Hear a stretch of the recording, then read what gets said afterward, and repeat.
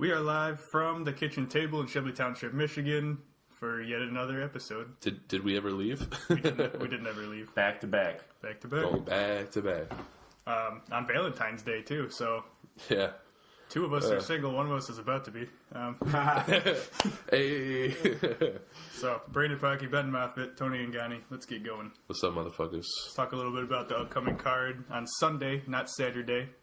Yeah, which, make sure you remember that. Fight Night 105. At least it wasn't like, it's on Friday, and then you go Saturday to watch it, and it's like, oh shit, it happened. Yeah. And it's not an early one either. I think it's still a late It's card. it's an hour earlier. Yeah, okay. Which, for a Sunday, that makes sense. They seem to always do that. If it is a Sunday. So the main event will be starting at 9 o'clock. Yep. Okay. Main card started at 9 o'clock. Cool, and that's no longer Junior Dos Santos and Stefan Struve. Which would have been an interesting fight, but I still like that they gave Junior the shot. I'm more excited that Stipe and him are going to fight. Yeah. But now it's... Me too. Much more entertaining. That first fight was... we talked about it in our second podcast, but that fight was just so beautiful to watch. I'm so excited for that rematch. That's what the heavyweight division needed. And right now, I think Stipe is not getting enough credit in the heavyweight division. Mm-hmm. He's been just knocking dudes dead. Yeah. We're going to be pretty biased on Stipe for a while because we partied in Cleveland with Cleveland for that. Yes, we did. That was insane. That was crazy. That was the loudest I've ever heard in an arena, ever. When he walked out, dude, it was crazy. It was epic. It was epic because Cleveland Cavaliers just won their NBA championship, and then Stipe, no, it was before that. Was it? Yeah. Mm-hmm. Well, then it's still epic because that was 2 championships going to Cleveland. Mm-hmm. I think that was the first MMA fighter from he had the first NBA first championship to Cleveland since. Oh man, we did the OHIO. That was so that was loud. pretty cool. Anyway, but instead of that fight, it is Derek the Black Beast Lewis versus Travis Hapa Brown, which Derek Brown. That's gonna be a great fight. Brown, I'm looking forward to that. Brown changed camps. Where is he now? I don't know, but it's not Edmond, so I'm happy. Yeah, thank God. I think he only went there because of Ronda. Yeah, he went there for Ronda. They were banging and everything. Yeah, but and that was a big problem because he was that fucked up his striking. He looked like he was becoming a contender before doing that, and then since that switched to that, he's beaten some great guys too. And since that camp, he's not been the same. I think he's lost every time since that camp. Yep. He exactly. I know he beat Overeem, beat Barnett, and then lost to Verdum, then came back and beat. That's when Verdum did a giant man running across the ring. They fought twice. That one was in Cleveland too. Yeah. That was crazy. Verdum kicked his guy. He kicked him in the face. No, he kicked after the fight. After they broke him up, he kicked his cornerman. After the fight, the cornerman was talking shit. When the guy was fucking kicks him. Like, oh my God, Verdum is. Such a piece of shit. Can you blame Verdum in the moment for the guy just got done fighting for 15 minutes and you're going to get in his face? Really? He's a trained fighter and you're a cornerman. You should stay away from him. You gotta have some composure about yourself, though. Yeah, when you're fighting at this level, you gotta have composure. You were a champion. So. I agree. He should have composure, and I also think it's more on him than it is the corner guy. Corner guy obviously shouldn't be talking shit, but that's what they do. Yeah, you that's know? their job, kind of. Yeah, their job is to try and get in the other guy's head and shit. Yeah. Plus, based on what we've seen from that camp, they're not exactly professionals. I'm pretty sure a lot of weird stuff happened in that fight too. A lot. First, like the running fucking kick in the face, which of course I missed because I looked away. Yeah, because that's what I looked away. I thought it was amazing when he did that running kick. For a guy of his size to land a running, flying kick to the face. Oh yeah, it was pretty cool. That is pretty cool. It didn't look like it did that much damage though, but it was just I guess you would call it. He gets stunt points. Yeah. I was impressed. No, yeah, that was pretty cool. Highlight reel points. You gotta give him that. Yeah. But also, the fight itself was kind of lackluster. Mostly because Brown, he looked lost out there. He looked like he didn't know what to do. He looked like he has for a while. Yeah. With this camp. Yeah, since he went to, Edmund Taverdian, whatever his name is, at Glendale Fight Club. Well, see, that's the issue with that coach. That's a big issue with, because that's the same coach for Ronda. It was a big issue because even coming into that recent fight with Ronda with Amanda where she just got, outstriked really fast, got finished, basically what they were saying is it was a lot of a problem with her coaching because Ronda is a judo specialist. She's a champion in judo. She's the first woman to come out there and just throw girls around and go. Basically, she submisses everybody. And I think what that coach did, what was wrong, is instead of having Ronda be in her comfort zone, which is go out there and grapple, he tried to teach her or tell her or convince her that she's a striker now. And it just, it looked really weird. She needs to go to some place that honestly knows how to coach striking, because she just she thought she was, because she was better than all the people that were there beforehand, before we started to get the youth infusion and like the more talent in the women's division. She was facing people that she had beaten in was she Strikeforce or was it WEC? Strikeforce. Before they absorbed it, and she was just beating the same people. She was the best at that time. And she was literally just throwing girls around and armbarring them. And she thought, I can do this to these people, then, I can do this to anybody. It was 2012. Instead of trying to improve steadily, every fight. Yeah, women just came in. The talent level wasn't there.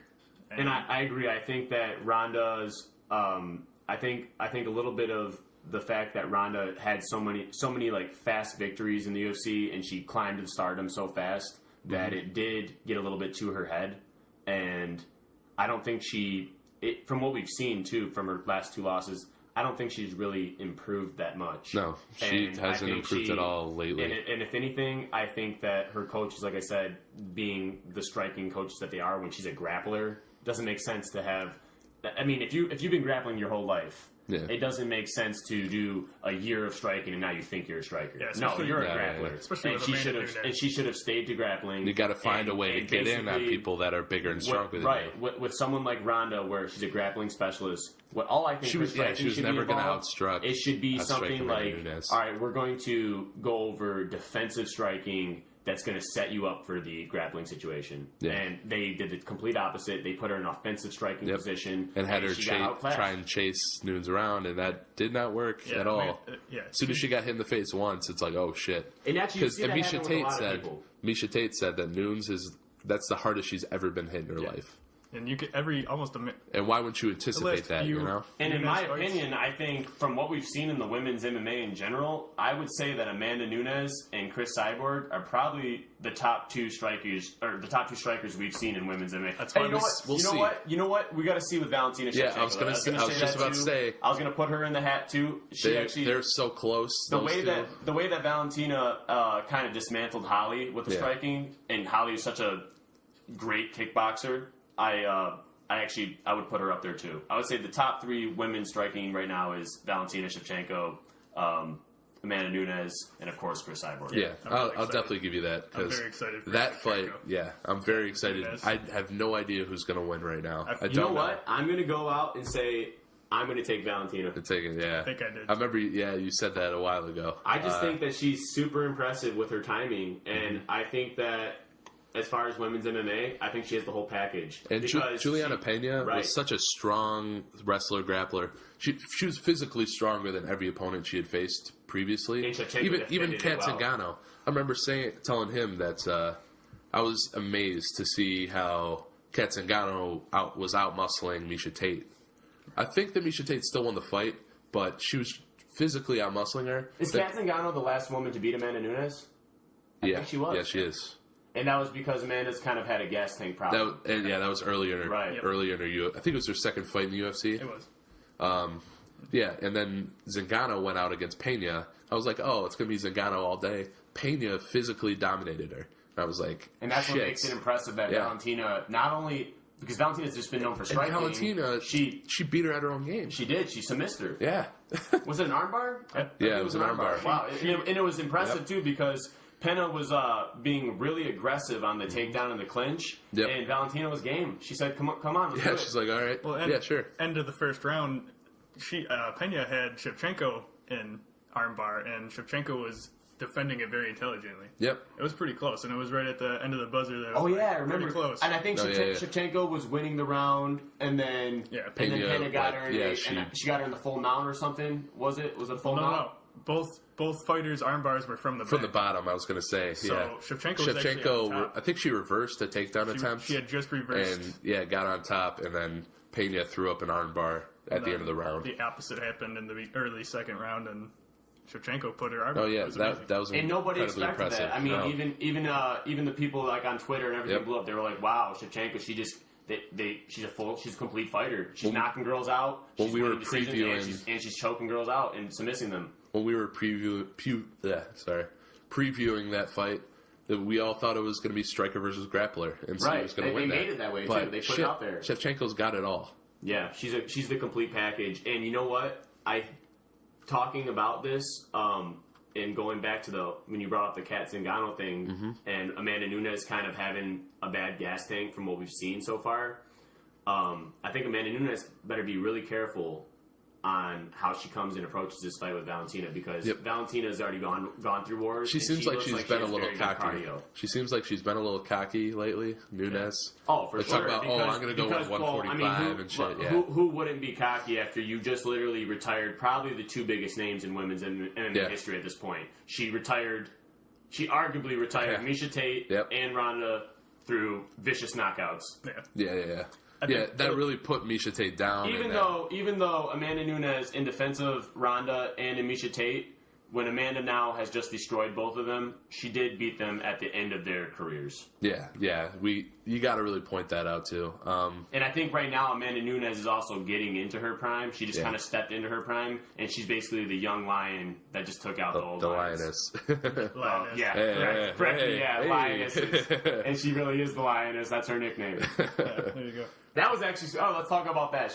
That was scary. I was scared when I watched she had the mask coming out. She came out with the mask, and I was like, when I seen that, I was looking at Ronda come out first, and I was like, man, Ronda looks like she's in the best shape of her life. Yeah. She's just looking. She looks like, man, they didn't force her to do the media. Yep. I was like, wow, she's focused. She looks the best she's ever looked. Which I thought she was kind of a coward. And I agree. I think that she should have faced it, but you know what? Everyone's different, and she had a in defense of her, she had a really hard time after that fall was a hard fall. So we got to give it to her. They allowed her to do it. She got to avoid the media, and then I see Ronda come out in the weigh-in, and she's looking like a beast. I just want to say, I thought it was funny that they let Ronda do that. But when Conor misses one press conference, you're off 200. That was bullshit. That was bullshit. But back to the weigh-in. When Ronda came out, she was just looking like the best shape of her life, like a beast. And I was like, man, this. And the way they marketed it too, I feel kind of bad for Amanda. The way they marketed, they were like totally all about the comeback. Yeah, everybody Ronda. kept She's saying a big selling that. point. So that's how they sold pay-per-views, and that's how they did it. But when Ronda came out, man, she looks great. And had like a million buys. And then you see Amanda, the untalked about champion, the lioness, comes out with this lioness mask on and just looks terrifying. Just clowning her. Just walks over to just walks up, flexes, and then just stares Ronda down with the mask on. And I thought that was pretty cool. I thought that I don't know if Amanda always does that. Was that a new thing she did? No, she did it just for Ronda. And I think she should continue to do it. It was badass. Yeah, but also, that really Miesha Tate, once she got hit by Nunes, it's like, I can't hang with these girls anymore. I think she would have kept fighting a little bit, but Pennington just flat out outclassed her on the feet. Miesha in the middle of that fight, I want to say it was after the first round, and I could be wrong, but she basically told her corner, I'm done. In the Raquel Pennington fight. She knew that she can't compete at the highest level. She's walking around on. It was kind of sad. It was actually kind of a sad ending for someone. Miesha Tate is someone I've really respected. Right. She's been a pioneer of women's MMA, and I've enjoyed her commentary when she's on Fox smart. Sports 1. I've heard her comment. She's really smart when she commentates. She'll probably be doing that more often now. I'm sure she'll do that full time now. She has a job with the UFC. Gave her a job. She has a desk job now, and she's going to be doing kind of what the like what Tyron Woodley does and and all them. She's going to be talking and Cruz does. Fox. So she'll be out there, and you know what? She's a really good girl to have do it. She knows her shit. She's experienced. She's been around a long time. She's a pioneer of MMA women's, and she also is a good-looking girl. Yeah. For the camera. Oh yeah, cupcakes. Yeah. I mean cupcake. Yeah, it's cupcakes. That was why I liked her. All right, let's get back to the Fight Night 105, the co-main event. An interesting fight, guys that really need wins. Before you touch on that, what we were talking about, I just want to mention about Travis Brown. He's his problem was he left Jackson Winklejohn to go to GFC. At the time that it was Jackson, I think. Winklejohn was there, yeah. Okay. And to the viewers that don't know, he basically left his camp for Ronda because they pretty much. And he wanted to go train with Ronda and be a part of her team. There was a report that it was also fiscal too, like because it was going to be cheaper for him to go there, and with how the payment structure is, how it is, it kind of makes sense. I'm sure he's getting more money than a lot of these guys getting 10, 20,000 each fight. But and Sugar Mama. the Sugar Mama. That was such a dumb move. Yeah. And now he's at Black House MMA.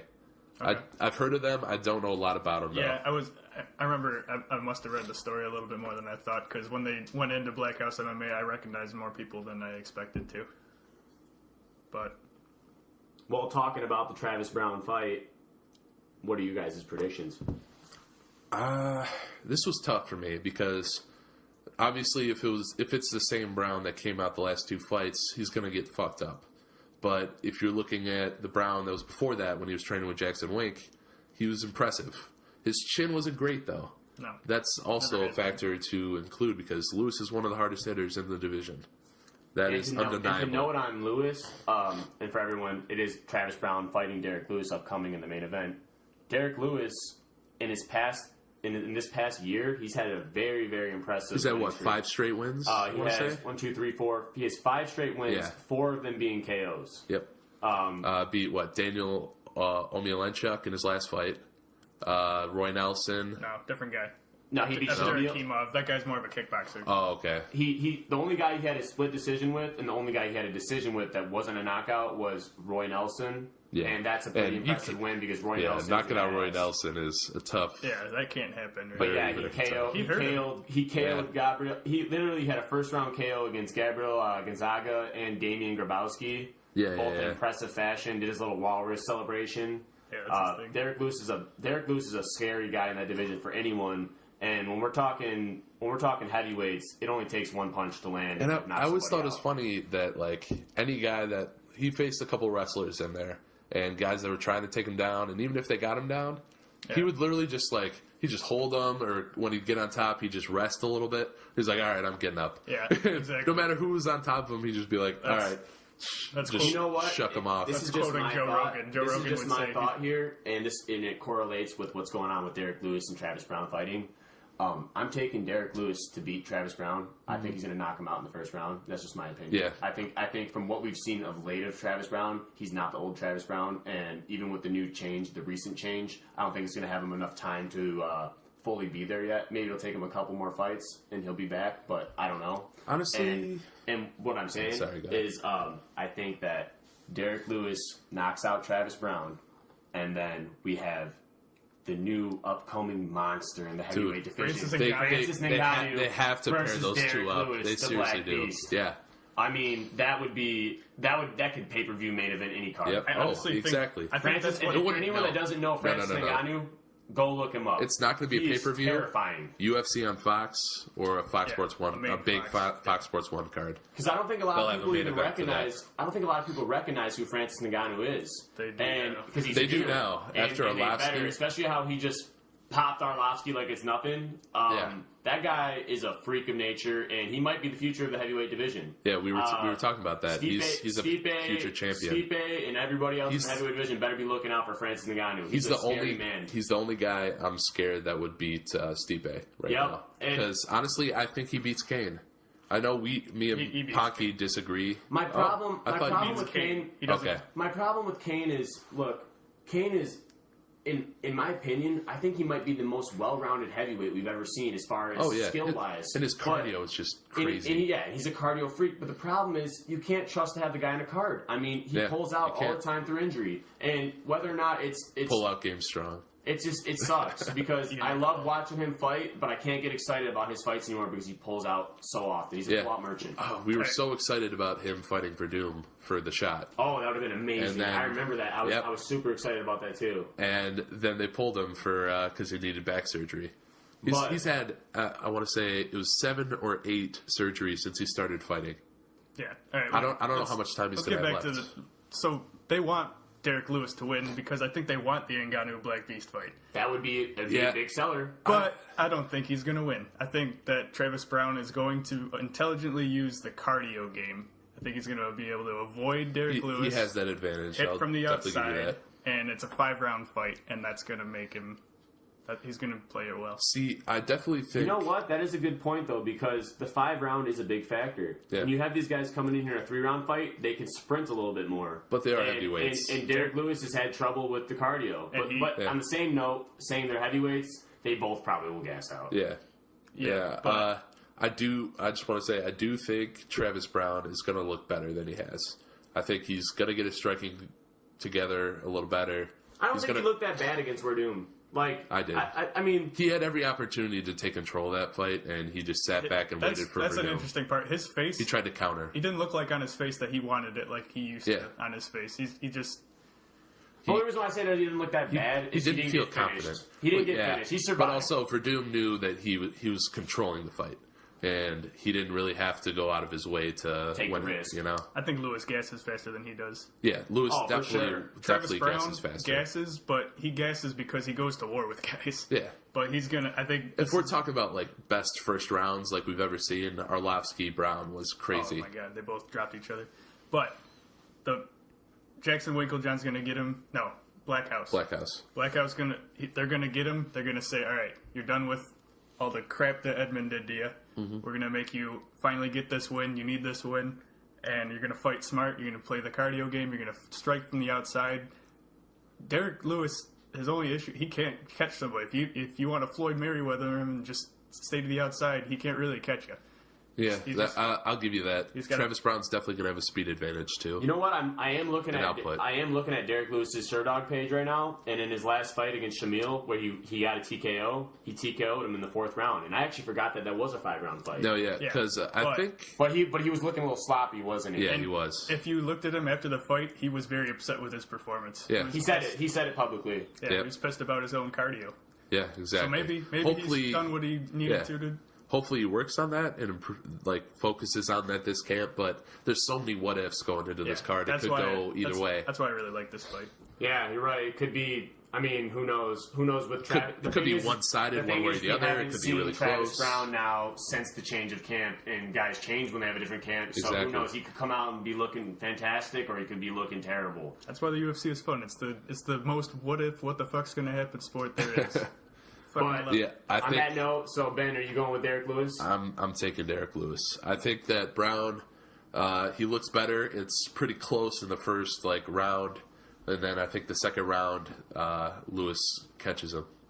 I think Brown gets a little cocky, starts to get just a little sloppy, and he catches him across the chin. He does his big wobble leg, stumble backwards. Lewis gets him down and finishes him from the top.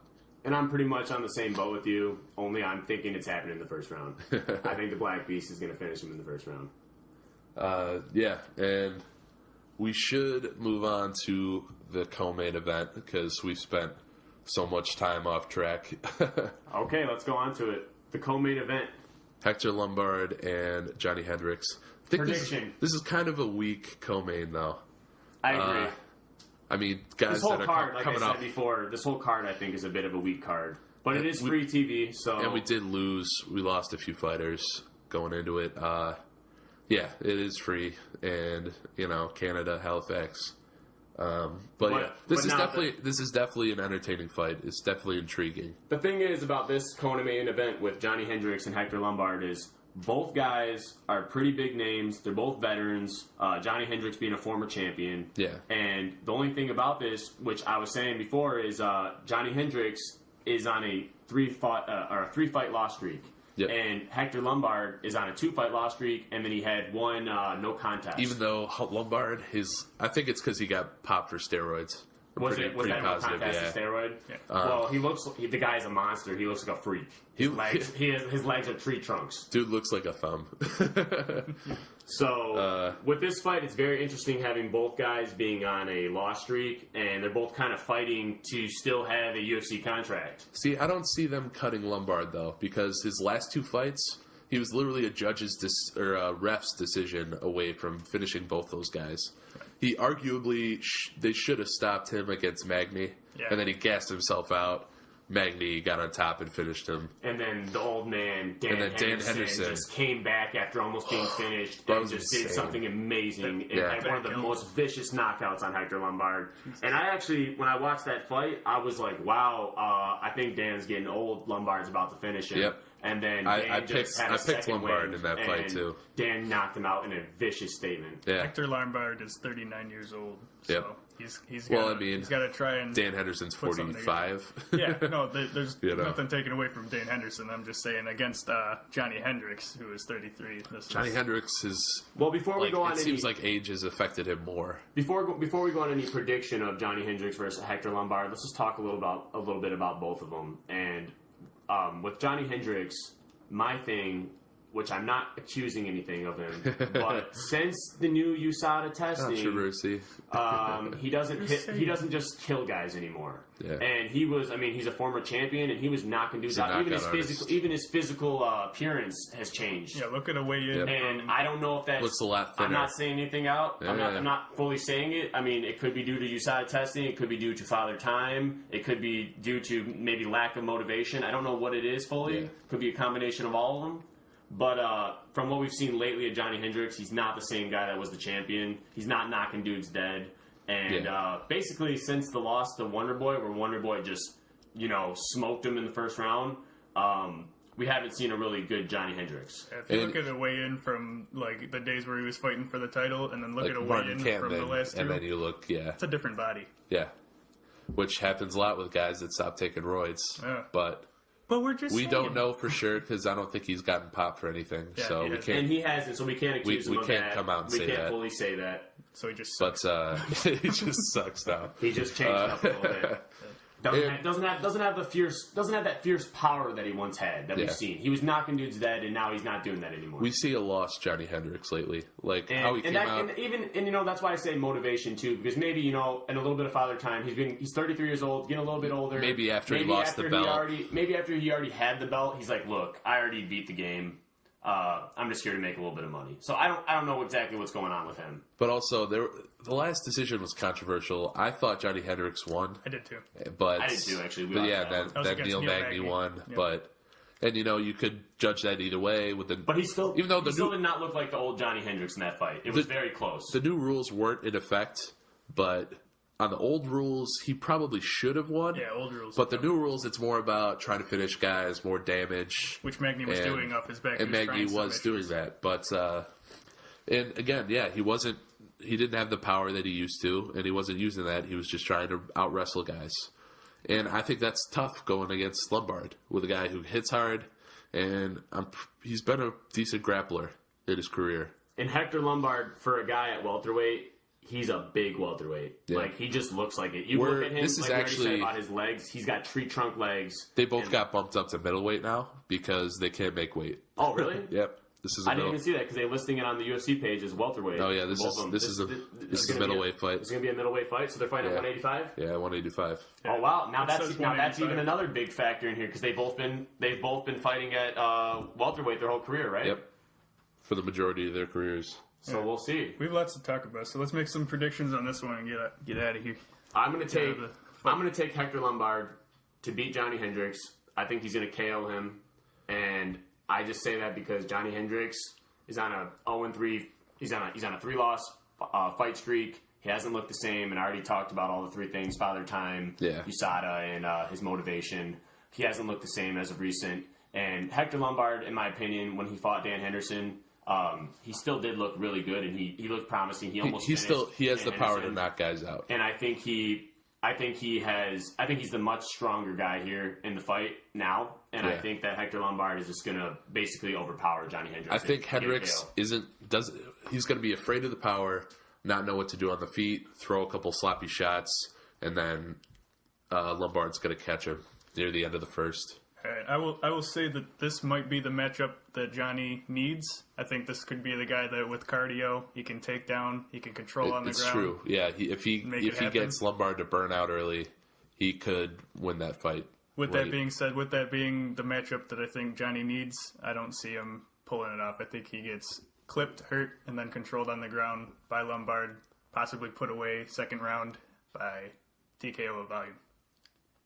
Yeah, for sure. I also want to touch on a couple of the other fights on this card. It's not particularly strong.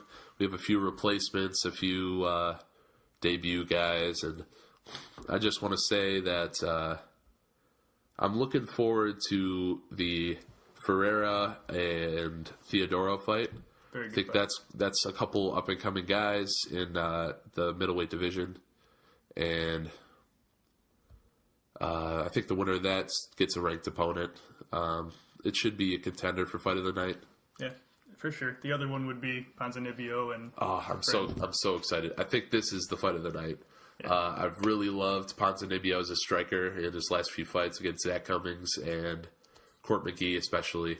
He just put it all together. He was really impressive on the feet. Now Talib's coming off of the Eric Silva knockout, but don't let that make you forget that he's a wrestler first. Talib is. Yeah.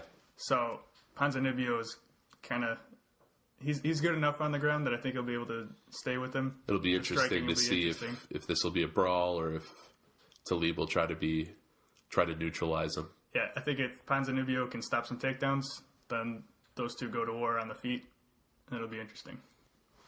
One underrated fight that a lot of people will overlook is the Thiago Santos fight and Jack Marshman. I think that'll be a very competitive affair. Because Thiago Santos was coming in and just knocking people out. He hasn't looked great lately because he can get controlled on the ground. That's the problem. And it'll be interesting to see. I know Sam Alvey called out Marshman, but obviously that fight isn't happening. Yeah.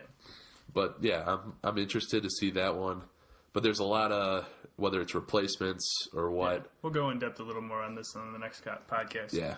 But like Felder, McMahon, and Cecilia and Carlos Barza looks like they're just trying to set them up to get some easy wins. But actually, I wanted to throw in the one, even though I didn't like this card much, the one fight I actually think that's being overlooked a little bit as far as the women's bantamweight is that Sarah McMahon fight.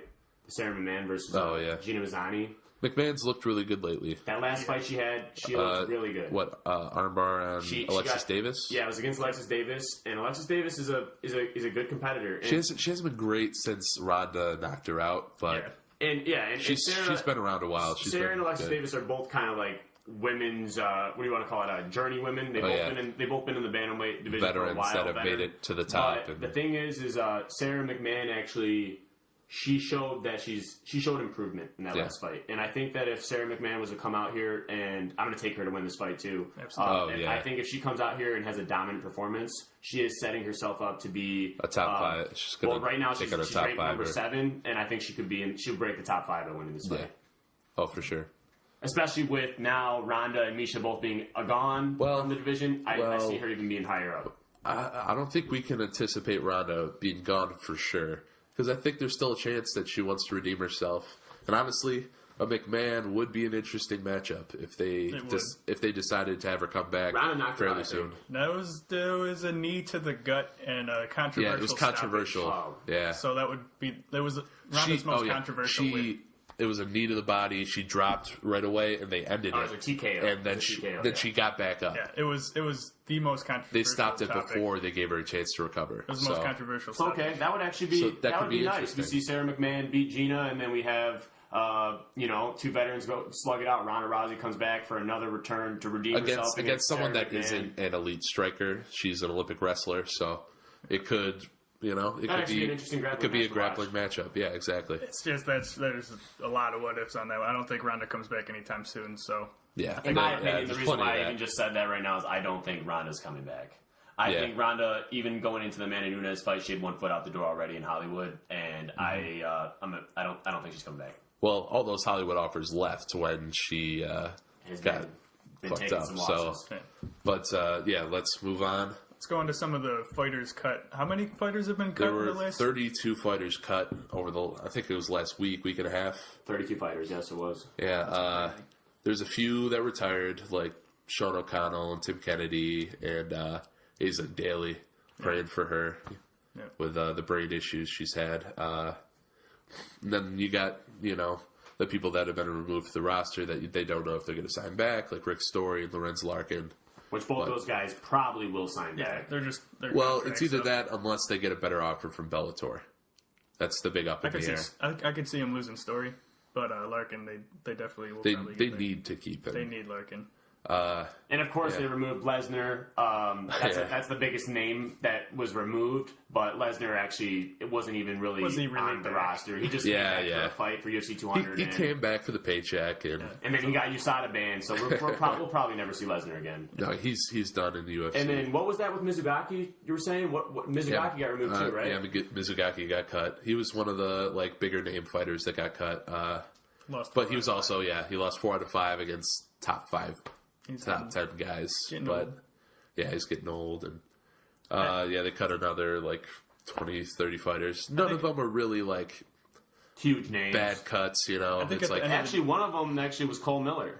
Yeah, but he hasn't been really impressive. I think the bottom line on these cuts is the UFC is at a talent level it's never been at. It's only kept growing, but now. They're trimming the fat off a little bit. You have to. Right. Well, you have that wave of the new generation fighters that are super impressive now. They've been bringing in a lot of guys. Every single card, it seems like there's debut fighters, and you have to be elite to stay in this thing, and they have to make cuts because if this is going to be stay the number one, everybody can't be in it. Yeah, and I think they'll cut back a little bit on the number of cards because then you get ones like this one where not a lot of people are going to tune in. You try to keep interest up with bigger names, but that only gets you so far. I think it's smart to actually keep these Fox Sports 1 cards. This is where you put the fights where people like us are going to watch it, but the real MMA there's too many fights to make for everything to be a pay-per-view. But it's going to be interesting where the WME, IMG starts to make changes. Well, I was going to bring that up right now when you said that because I believe that the UFC's TV deal with Fox is actually coming to expiring, an end.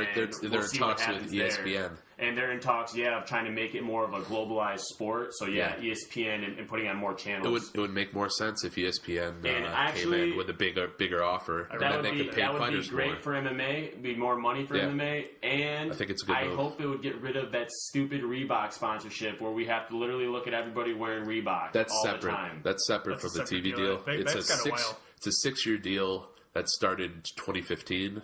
So only 2 out of 6. That Reebok sponsorship is really controversial because it kind of removes fighters from being able to express themselves on wearing their own gear and their own sponsors. I'm glad that you mentioned that. And it also, one big thing that it's done, as of recent, is we have Ryan Bader. Yeah, I was going to bring up Ryan Bader. Ryan Bader just left the UFC and went to Bellator. Yep. And I was reading up more onto it, and the main reason to him was he can make more money. He can make four times more money at least. He was making 80,000, or at least he claimed. I think it was between 40 and 80,000. Yeah, he said he was making about 80,000 a year off his sponsorships outside of the UFC. Or no, per fight. Or per fight was it? 40 to 80,000. So he was making. This guy was making big money off his sponsorships. But now, and he's one of the top tier for earners in the UFC when it comes to the Reebok deal. He was only making $15,000. So this guy was losing money with this Reebok sponsorship, and he said, "You know what? Hundreds of thousands of dollars." And he went to Bellator now, and he's going to be. And he can have his sponsors back. He can have his sponsors. I could see him as being the champion in Bellator. I mean, who knows? Maybe Ryan Bader goes over to Bellator and Bill's making some of his sponsor money. Bills to get a Bellator championship and comes back to the UFC maybe to compete a little bit. Yeah, we'll see. Level. I mean, I think he had the most fights in the light heavyweight division of all time in the UFC. 20 fights. He had 20 fights in the UFC. And he's only been getting better. He's been looking better. Well, but at the same time, the competition in that light heavyweight division is a little bit sketchy. I think he's a top 10 guy, but he's not top 5. And he wasn't able to really put guys away. He just wasn't physically talented enough to beat guys that good. All right, boys, we got 5-10 minutes. Let's go into McGregor and Floyd. Okay, so this could be a total rumor here. No, but I think it's starting to become serious. But it's definitely very serious. But right now, today, we have a lot of articles coming out. I think the Irish Sun is the article that first posted it, saying that Floyd and Conor, the super fight in boxing, which is going to be a boxing fight between Conor McGregor, the current biggest face of MMA, against the biggest face of boxing, Floyd Mayweather. They're planning to have a boxing fight. Which would be awesome. And they apparently the word is that it's getting very close to a deal, and that they actually came to a money agreement behind the scenes. With Floyd and Conor have officially But now the rumors are that they're having an issue money with the third party, unknown third party, which is probably the UFC. One at a time. So you said that McGregor left something. You should get used to us talking over each other. It's great on this end, but it sounds like shit for them. So. Sorry, what were you saying? You said McGregor left somewhere to go talk. Yeah, he had an event in Ireland, and he left. He bailed on that to go to Vegas to finalize their agreement for their money. I think that's why these articles have been coming up. That's 100% why. Yeah, that just happened today. And he actually talked about it in recently. He had in Manchester. He did something really crazy. Conor had a event in Manchester where he had it a pay-per-view. He made it a pay-per-view to come listen to him talk. Probably the only guy in combat sports that's ever done this. That's pulled that off. He had a pay-per-view to come listen to him talk. Myself, being a huge Conor fan and MMA fan, I watched it and paid for it. And basically what he did is he had 5,000 fans come do a live event, and he just went up there and talked for an hour. And he talked a lot of shit, talked a lot about what's going on and what's next for him. And in that pay-per-view interview, Conor basically stated that he is solely focused on fighting Floyd Mayweather. Yeah. And he went on a little rant and said, you know what? They've never seen an Irishman win Cage Warriors titles. When I first came out, they doubted me. And he was basically saying that his fuel is people's laughter and people's doubt. And to sum it up quickly, he basically said when he went to Cage Warriors originally back in Europe before the UFC, he said he was going to be a two-weight world champion in Cage Warriors, 145 and 155-pound champion, and no one believed him. They doubted him and laughed at him. He went and did it. Then he comes to the UFC, and they said, wow, that's crazy. An Irishman coming and even fighting in the UFC, there's no way he wins a title. And then he, called himself the Joker from the Aldo stuff that happened. He says the Joker goes and wins not only the 145-pound title, but the 155-pound title in devastating fashions, knocking out Jose Aldo in 13 seconds. 13. And knocking out Eddie in a second-round knockout, which was impressive. Pure domination. He just pure dominated him. So what he did is then he basically made an analogy saying that these guys, everyone's always doubted him, and he's fed off this doubt and this laughter up until this point, and he's proved everybody wrong by winning the Cage Warriors titles and the UFC titles. And now the next big step for him is not only to have the biggest billion-dollar fight, which he's claiming it to be, a billion-dollar fight against Floyd Mayweather, but he's saying he's going to go in there and, quoted from him, he said, Floyd is a Malteser with eyeballs, and his fist is bigger than his head.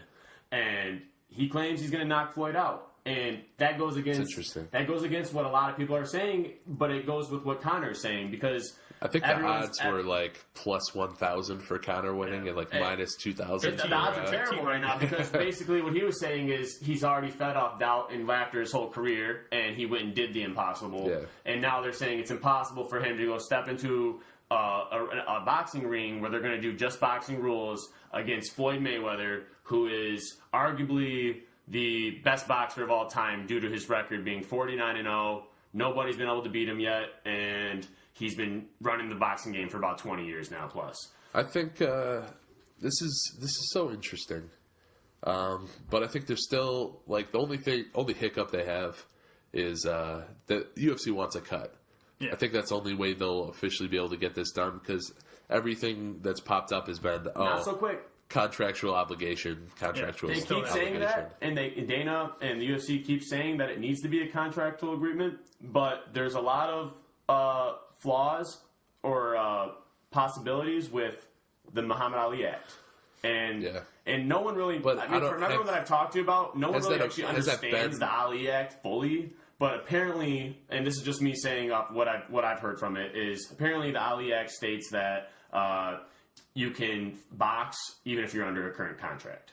So basically saying that Conor can go and box even though he's under a UFC contract. Huh. And what Conor argued, which he said this in that interview I was talking about, the Manchester interview. He said that basically the UFC allows people to go do jiu-jitsu tournaments, which they do. It's true. He said they can't stop me from doing a boxing match. And he also said I can do it without them through the Ali Act, but Conor, which being a smart businessman, said it would be smoother if we're all involved.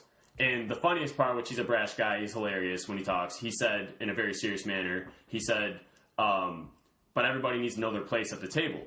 And they said, what do you mean by that? And he said, by meaning that, I mean everybody needs to know their place. He said there is the Mayweather Productions, there is the UFC, and now there is the newly formed McGregor Productions. Yeah. And everybody needs to know their place, and they're all up on the table.